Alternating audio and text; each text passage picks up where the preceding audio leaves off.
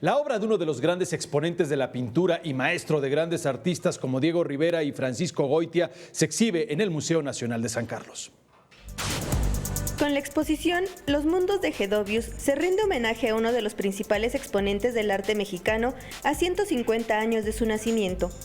Muestra dos de los universos del artista. Se presenta una retrospectiva sobre la vida y obra de una de las figuras del arte del siglo XIX y principios del siglo XX. Pocas han sido las exposiciones que se han realizado de este artista, quien fuera maestro de grandes pintores como Diego Rivera y Saturnino Herrán, y quien retratara con nostalgia un México que atravesaba por cambios. Es esta manera particular de ver ese México, esos paisajes mexicanos, estas interiores de haciendas que con la revolución quedarían olvidadas y hasta en ruinas, es lo que después sus alumnos como Diego Rivera o Goitia, Saturnino retomaron y hablaron de esta nueva estética mexicana postrevolucionaria en la cual el indígena era el principal actor, ¿no? Gedóvius fue una persona afectada por la sordera, situación que lo llevó a ser reservado y tímido, sentimientos que se pueden ver en las pinturas, con colores opacos y escenarios vacíos. Este prestigio del gran maestro de la academia le ayudó a salir un poquito de las sombras.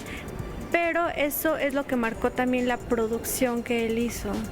Tenemos cuadros que nos remiten a este, podríamos decir, tenebrismo, a figuras que salen de la oscuridad, pero muy a la manera de Gedóvius. Alrededor de 40 obras integran la muestra y podrán ser apreciadas hasta febrero de 2018 en el Museo Nacional de San Carlos, con imágenes de Jesús Arias, Mariana Sánchez, 21 Noticias.